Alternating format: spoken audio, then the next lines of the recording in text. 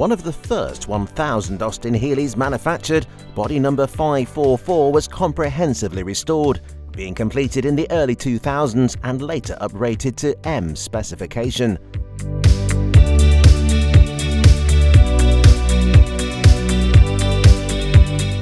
Pleasingly retaining many of its original early features, including the two-piece dashboard, it has matching chassis and engine numbers.